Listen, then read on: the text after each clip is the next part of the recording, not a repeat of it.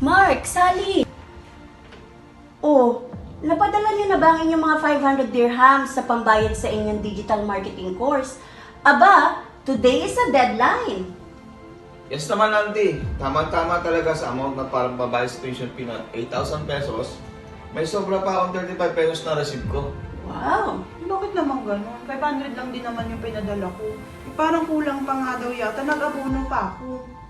Eh bakit, Sally? Hindi mo ba muna tinignan sa sento ang palitan bago ka magpadala?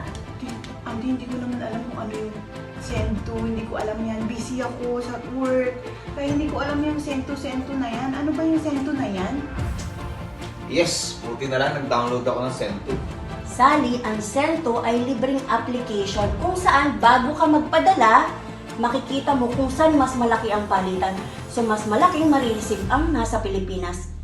Kaya, bago ka magpadala, mag-Sento ka muna!